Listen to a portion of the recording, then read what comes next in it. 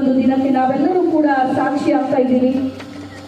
ಮಹಾನ್ ನಾಯಕರಿಗೆ, ಮಹಾನ್ ಚೇತನಗಳಿಗೆ, ಅವರ ಭಾವಚಿತ್ರಕ್ಕೆ, ಸಂವಿಧಾನದ ಮುನ್ನುಡಿಗೆ ಪುಷ್ಪ ಸಮರ್ಪಿಸುವ ಮೂಲಕ ಕಾರ್ಯಕ್ರಮವನ್ನ ಎಲ್ಲ ಅತಿಥಿಗಳು ಕೂಡ ಉದ್ಘಾಟಿಸ್ತಾ ಇದ್ದಾರೆ.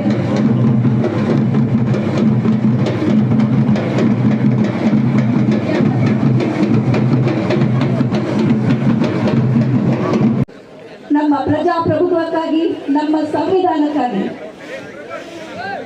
ಕೈ ಜೋಡಿಸುವ ಮೂಲಕ ನಾವೆಲ್ಲರೂ ಒಂದು ಅಣ್ಣ ತಮ್ಮಂದಿರು, ಇಡೀ ಭಾರತವೇ ಒಂದು ದೊಡ್ಡ ಪರಿವಾರ ಅನ್ನೋ ಒಂದು ಸಂದೇಶವನ್ನ ಇಡೀ ವಿಶ್ವಕ್ಕೆ ಹೆಮ್ಮೆಯಿಂದ ರವಾನಿಸುವಂತ ಮಹತ್ವದ ಕ್ಷಣವಿದು. ಇಡೀ ರಾಜ್ಯಾದ್ಯಂತ 1,25,000 ಜನಕ್ಕೂ ಅಧಿಕ ಜನ ಸ್ವಯಂ ಪ್ರೇರಿತರಾಗಿ ಭಾಗಿಯಾಗ್ತಾ ಇದ್ದಾರೆ ಈ ವಿಶೇಷ ಕಾರ್ಯಕ್ರಮದಲ್ಲಿ. ಬೀದರ್ ಜಿಲ್ಲೆಯ ಬಸವ ಕಲ್ಯಾಣದಿಂದ 30 ಜಿಲ್ಲೆಗಳಲ್ಲಿ ಏಕಕಾಲಕ್ಕೆ ಮಾನವ ಸರಪಳಿ, ಬೆಳಗಾವಿ ಜಿಲ್ಲೆಯಲ್ಲಿ ಹಿರಿಯ ಅಧಿಕಾರಿಗಳ ನಿರ್ದೇಶನದಲ್ಲಿ, ಅದೇ ರೀತಿ ಮಾನ್ಯ ಸಚಿವರು ಮತ್ತು ಎಲ್ಲ ಜನಪ್ರತಿನಿಧಿಗಳ ಮಾರ್ಗದರ್ಶನದಂತೆ ಪ್ರಜಾಪ್ರಭುತ್ವ ಮೂಲಭೂತ ಹಕ್ಕು ಮತ್ತು ಸಾರ್ವತ್ರಿಕ ಮೌಲ್ಯವಾಗಿದೆ. ಪ್ರಜಾಪ್ರಭುತ್ವವನ್ನು ರಕ್ಷಿಸುವುದು ಮತ್ತು ವಿಶ್ವಾದ್ಯಂತ ಪ್ರಚುರಪಡಿಸುವುದು ಪ್ರಜಾಪ್ರಭುತ್ವ ಹಾಗೂ ಪ್ರಜಾಪ್ರಭುತ್ವದ ಮೌಲ್ಯಗಳನ್ನು ಉತ್ತೇಜಿಸುವುದು ಸರ್ಕಾರಿ ಸಂಸ್ಥೆಗಳು ಮತ್ತು ಸಾರ್ವಜನಿಕ ಸಮುದಾಯದಲ್ಲಿ ಪ್ರಜಾಪ್ರಭುತ್ವ ವ್ಯವಸ್ಥೆ ಮತ್ತು ಅದರ ಅನ್ವಯಿಕತೆಯನ್ನು ಪ್ರೋತ್ಸಾಹಿಸುವುದು ಮತ್ತು ಪ್ರಜಾಪ್ರಭುತ್ವ ಅಲ್ಲದ ರಾಷ್ಟ್ರಗಳ ಪ್ರಜಾಪ್ರಭುತ್ವವನ್ನು ಅಳವಡಿಸಿಕೊಳ್ಳಲು ಬೆಂಬಲಿಸುವುದು ಇವು ಈ ದಿನದ ಅಂತಾರಾಷ್ಟ್ರೀಯ ಮಟ್ಟದಲ್ಲಿ ಸಾಧಿಸುವ ಗುರಿಗಳಾಗಿದೆ. ಸರ್ಕಾರದ ಕಾರ್ಯಕ್ರಮಗಳು ಈ ಮಟ್ಟಕ್ಕೆ ಅನುಷ್ಠಾನಗೊಳ್ಳಬೇಕು, ಯಾವುದೇ ಒಂದು ಕಾರ್ಯಕ್ರಮ ಸಕ್ಸಸ್ ಆಗಬೇಕು ಅಂತಂದ್ರೆ ಸರ್ಕಾರ ಅಧಿಕಾರಿಗಳು ಮತ್ತು ತಾವೆಲ್ಲರೂ ಕೈ ಜೋಡಿಸಿದಾಗ ಆಗ್ತವೆ. ಬರೀ ಸರ್ಕಾರದ ಅಧಿಕಾರಿಗಳು ಮಂತ್ರಿಗಳು ಹೇಳಿದ್ರೆ ಆಗೋದಿಲ್ಲ. ಇವತ್ತು ವಿಶೇಷವಾಗಿ ಬೆಳಗಾವಿ ಜಿಲ್ಲೆಯ ಪ್ರತಿಯೊಬ್ಬರು ಕೂಡ ಸುಮಾರು ರಾಮದುರ್ಗ ತಾಲೂಕಿನ ಸಾಲಲ್ಲಿಯಿಂದ ಹಿಡ್ಕೊಂಡು ಕಿತ್ತೂರು ತಾಲೂಕಿನ ತೇಗೂರುವರೆಗೆ ನಾವು ಮಾನವ ಸರಪಳಿ 145 ಕಿಲೋಮೀಟರ್ ಮಾಡ್ತಾ ಇದ್ದೀವಿ ಅಂತಂದ್ರೆ ನಿಜವಾಗ್ಲೂ ಬಹಳ ಹೆಮ್ಮೆ ಅನ್ಸುತ್ತೆ. ತಮಗೆಲ್ಲರಿಗೂ ಅಭಿನಂದನೆಗಳನ್ನ ಸಲ್ಲಿಸ್ತೀನಿ. ಒಂದೇ ಒಂದು ಮಾತನ್ನ ಹೇಳ್ತೀನಿ ನಾನು. ಇಲ್ಲಿ ನಾವೆಲ್ಲ ಓದಿದ್ವಿ, ಇವತ್ತು ಮಾನವೀಯತೆಯ ಮೌಲ್ಯ, ಈ ಒಂದು ಸಂವಿಧಾನವನ್ನ ನಾವೆಲ್ಲರೂ ಓದಿದ್ವಿ.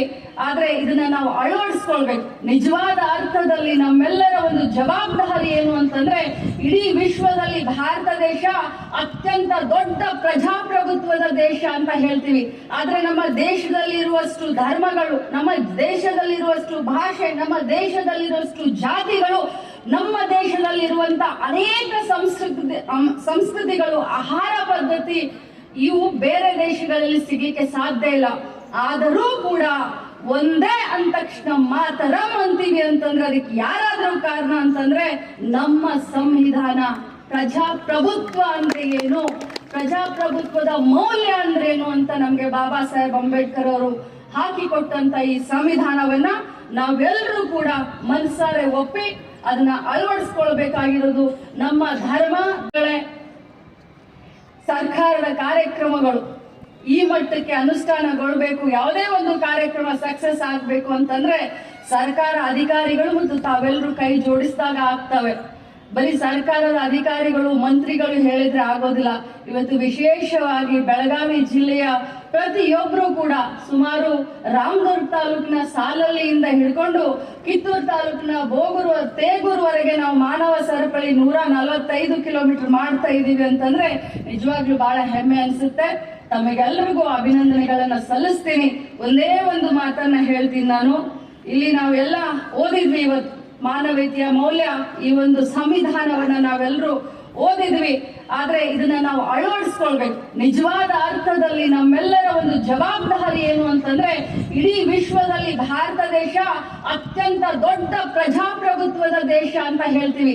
ಆದ್ರೆ ನಮ್ಮ ದೇಶದಲ್ಲಿರುವಷ್ಟು ಧರ್ಮಗಳು, ನಮ್ಮ ದೇಶದಲ್ಲಿರುವಷ್ಟು ಭಾಷೆ, ನಮ್ಮ ದೇಶದಲ್ಲಿರುವಷ್ಟು ಜಾತಿಗಳು, ನಮ್ಮ ದೇಶದಲ್ಲಿರುವಂತ ಅನೇಕ ಸಂಸ್ಕೃತಿಗಳು, ಆಹಾರ ಪದ್ಧತಿ ಇವು ಬೇರೆ ದೇಶಗಳಲ್ಲಿ ಸಿಗ್ಲಿಕ್ಕೆ ಸಾಧ್ಯ ಇಲ್ಲ.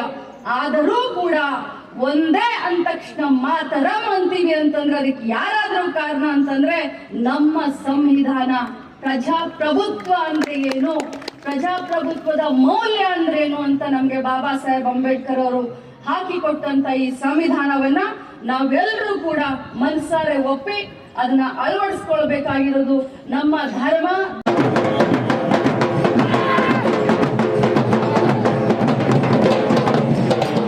ಈ ಒಂದು ಅದ್ಭುತ ಅಮೋಘ ಕಾರ್ಯಕ್ರಮದ ವೇದಿಕೆಯ ಮೇಲೆ ಉಪಸ್ಥಿತರಿರತಕ್ಕಂತಹ ಸನ್ಮಾನ್ಯ ಶ್ರೀ ಸತೀಶ್ ಜಾರಕಿಹೊಳಿ ಸರ್ ಅವರು, ಮಾನ್ಯ ಲೋಕೋಪಯೋಗಿ ಸಚಿವರು ಹಾಗೂ ಬೆಳಗಾವಿ ಜಿಲ್ಲಾ ಉಸ್ತುವಾರಿ ಸಚಿವರು ಅವರನ್ನು ಜಿಲ್ಲಾಡಳಿತದ ಪರವಾಗಿ ಸಮಸ್ತ ಸಾರ್ವಜನಿಕರ ಪರವಾಗಿ ಹೃತ್ಪೂರ್ವಕ ಸ್ವಾಗತವನ್ನು ಕೋರ್ತಾ ಇದ್ದೀನಿ.